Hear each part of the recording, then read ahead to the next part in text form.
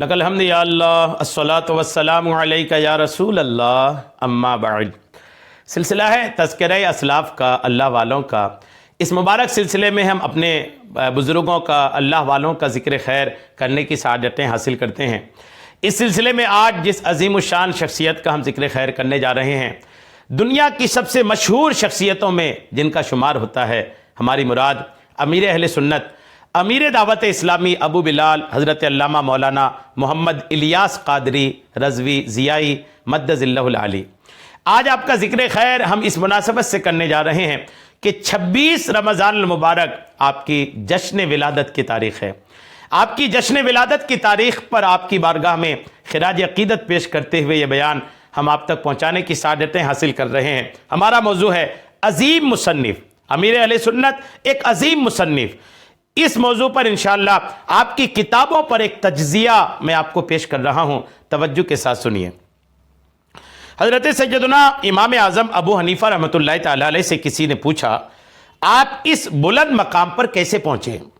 آپ نے فرمایا، میں نے اپنے علم سے دوسروں کو فائدہ پہنچانے میں کبھی بخل نہیں کیا اور دوسروں کے علم سے فائدہ حاصل کرنے سے کبھی نہیں رکا۔ یقیناً علم حاصل کرنا بڑی سعادت ہے اور اسے دوسروں تک پہنچانا اور بڑی سعادت ہے۔ دنیا اسلام میں ایسی عظیم الشان ہستیاں گزری ہیں جنہوں نے اپنے علم کی خوشبو سے مسلمانان عالم کو خوب مہکایا اور اپنے نفع بخش علم سے پیاسی امت کو بھرپور سیراب کیا۔ انہی نفوس قدسیہ میں سے ایک عالمی شخصیت، بانی دعوت اسلامی، شیخ طریقت، امیر اہل سنت حضرت علامہ مولانا محمد الیاس عطار قادری رضوی ضیائی دامت برکاتہم العالیہ کی ہے۔ آپ کی ذات مبارکہ تبلیغ و اشاعت دین اور مسلمانوں کی اصلاح احوال کے لیے دنیا بھر میں معروف و مقبول ہے۔ آپ نے جس طرح عقائد و اعمال کی اصلاح کے لیے دعوت اسلامی کی بنیاد رکھی، اسے پروان چڑھایا اور یوں ہی کثیر کتب و رسائل تصنیف فرمائے اور اپنے علم نافع سے لاکھوں لاکھ لوگوں کے ایمان، عقیدے اور اعمال کی اصلاح و حفاظت کا بھرپور سامان فرمایا۔ آپ کے آثار علمیہ میں 142 کتب و رسائل کے علاوہ مفتیان اعظام بھی ہیں اور ہزاروں علماء دین و مبلغین دعوت اسلامی بھی نیز آپ کے قائم کردہ علمی و تحقیقی ادارے جامعات المدینہ اور المدینۃ العلمیہ بھی علم کا نور بانٹ رہے ہیں۔ آپ کی کئی تصانیف دیگر زبانوں میں ترجمہ ہو کر نیکی کی دعوت کا فریضہ انجام دے رہی ہیں۔ دوسروں کو نفع دینے والے علم کی بے شمار برکات ہیں اور یہ عظیم ثواب جاریہ ہے۔ تصنیف و تالیف بھی جاری رہنے والا نفع بخش علم ہے۔ امام تاج الدین سبکی رحمۃ اللہ علیہ نے فرمایا، تصنیف و تالیف علم سکھانے سے زیادہ اہمیت رکھتی ہیں کیونکہ وہ طویل عرصے تک باقی رہتی ہیں۔ شیخ طریقت امیر اہل سنت مدظ اللہ العالی کی تصانیف مبارکہ میں بہت ساری ایسی خوبیاں پائی جاتی ہیں جو ان کو دور حاضر کی تصانیف سے ممتاز کرتی ہیں۔ یہاں ہم آپ کو 10 خوبیاں ذکر کرتے ہیں جو آپ سنیے اور امیر اہل سنت مدظ اللہ العالی کی تصانیف کی طرف آئیے۔ پہلی اور بنیادی خوبی یہ ہے کہ شرعی اعتبار سے بہت زیادہ احتیاط برتنا کہ کہیں کوئی مسئلہ غلط درج نہ ہو جائے۔ اس تعلق سے آپ کی طبیعت انتہائی حساس ہے کیونکہ تقریر ہو یا تحریر آپ شریعت کو فوقیت دیتے ہیں۔ اپنی منفرد کتاب نیکی کی دعوت کے پیش لفظ میں آپ خود ارشاد فرماتے ہیں، کتاب ھذا کو اغلاط سے بچانے کی بہت کوشش کی گئی ہے اور دعوت اسلامی کے تحت چلنے والے دارالافتاء اہل سنت کے مفتی صاحب سے باقاعدہ شرعی تفتیش بھی کروائی گئی ہے۔ الحمدللہ عز وجل میری کوشش رہتی ہے کہ اپنی کتب و رسائل اور نعتیہ کلام کو علماء کرام کثرہم اللہ السلام کی نظر سے گزار کر ہی منظر عام پر لایا جائے۔ غلطیوں سے ڈر لگتا ہے کہ کہیں ایسا نہ ہو کہ کوئی غلط مسئلہ چھپ جائے، لوگ اس پر عمل کرتے رہیں اور معاذ اللہ آخرت میں میری گرفت ہو جائے۔ بہرحال اپنی کوشش پوری ہے، تاہم ممکن ہے کہ غلطیاں رہ گئی ہوں، لہٰذا اس میں اگر کوئی شرعی غلطی پائیں تو برائے مہربانی بنیت ثواب مجھے ضرور ضرور خبردار فرمائیں اور خود کو اجر عظیم کا حقدار بنائیں۔ انشاءاللہ عز و جل سگے مدینہ کو بلا وجہ اڑتا نہیں، شکریہ کے ساتھ رجوع کرتا پائیں گے۔ یہ عظیم الشان جملے الحمدللہ امیر اہل سنت نے اپنے مبارک قلم سے تحریر فرمائے۔ دوسری خوبی یہ ہے کہ بات کو آسان پیرائے میں لکھنا، عام فہم انداز میں سمجھانا اور مشکل تعبیرات اور ثقیل عبارات سے حتی المقدور بچنا۔ اس خوبی کے بارے میں شیخ الحدیث مفتی محمد اسماعیل قادری رضوی نوری مدث اللہ العالی فرماتے ہیں کہ میں نے امیر اہل سنت حضرت علامہ مولانا محمد الیاس قادری رضوی صاحب دامت ظلہ کی تالیف کردہ کتاب متعلقہ عقائد بنام کفریہ کلمات کے بارے میں سوال جواب از اول تا آخر پڑھنے کا شرف حاصل کیا۔ یہ کتاب بہت آسان اردو زبان میں لکھی گئی ہے، معمولی پڑھا لکھا آدمی بھی بآسانی اسے پڑھ سکتا ہے۔ اور شرف ملت حضرت علامہ مولانا محمد عبد الحکیم شرف قادری علیہ رحمہ فرماتے ہیں، فیضان سنت کے متعلق لکھتے ہیں کہ اس کی زبان عام فہم اور انداز ناصحانہ اور مبلغانہ ہے۔ تیسری خوبی یہ ہے کہ علمی و فقہی احکام و مسائل بھی خوب بیان فرمانا، جس کی بدولت عوام کے علاوہ علماء دین متین کی بڑی تعداد ان کتب و رسائل سے فائدہ اٹھاتی ہے۔ یوں آپ کی کتب عام و خاص کے لیے یکساں یعنی برابر مفید ہیں۔ چوتھی، پانچویں، چھٹی اور ساتویں خوبی یہ ہے کہ مواد کی کثرت ہونا، حوالہ جات کی تخریج کا اہتمام کرنا، دلچسپی کے لیے حکایات و واقعات کو شامل کرنا اور اپنے بزرگوں کا تذکرہ خیر کرنا۔ اس تناظر میں قبلہ شیخ الحدیث اسماعیل ضیائی صاحب عطا اللہ عمرہ کی تقریض جمیل سے یہ اقتباس آپ ملاحظہ فرمائیے۔ حضرت نے اس کتاب میں وہ بیش قیمت مواد جمع کیا ہے جو سینکڑوں کتابوں کے مطالعے کے بعد ہی حاصل ہو سکتا ہے۔ یہ کتاب بیک وقت مسائل شریعہ کی نشاندہی کے ساتھ ساتھ تصوف و حکمت کے لیے بھی مفید ہے۔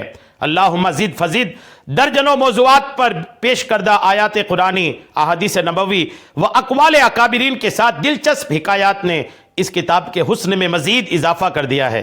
احادیث و روایات اور فقہی مسائل کے حوالہ جات کی تخریج نے اس کتاب کو علماء کے لیے بھی مفید تر بنا دیا ہے۔ اس بات سے بہت خوشی ہوئی کہ حضرت نے متعدد مقامات پر اکابرین اہل سنت کا ذکر خیر بھی کیا ہے، جس سے ان کی اپنے علماء اکابرین سے والہانہ محبت ظاہر ہوتی ہے۔ اس ذکر خیر کا ایک فائدہ یہ بھی ہے کہ ہماری آنے والی نسلیں اپنے اسلاف سے متعارف ہوتی رہیں گی۔ آٹھویں خوبی یہ ہے کہ جا بجا رسول کریم علیہ السلام کی سنتیں بیان کر کے دلوں کو یاد مصطفیٰ میں تڑپانا اور امت کو ادب و احترام کا درس دینا۔ چنانچہ خواجہ علم و فن حضرت علامہ مولانا خواجہ مظفر حسین صاحب رحمۃ اللہ علیہ فرماتے ہیں کہ رسول اللہ صلی اللہ تعالی علیہ وسلم کے یہ اقوال و افعال جنہیں سنت کہتے ہیں، احادیث کریمہ، اقوال مشائخ اور علماء کرام کی کتابوں میں پھیلے ہوئے تھے۔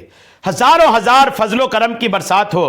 امیر اہل سنت بانی و امیر دعوت اسلامی عاشق مدینہ حضرت علامہ مولانا محمد الیاس عطار قادری رضوی ضیاوی دامت برکاتہم العالیہ پر کہ انہوں نے ان لال و جواہر اور گوہر پاروں کو چن چن کر یکجا فرما دیا اور فیضان سنت کے حسین نام سے موسوم کر کے یاد نبی علیہ السلام میں دھڑکنے والے دلوں کی خدمت میں پیش فرمایا۔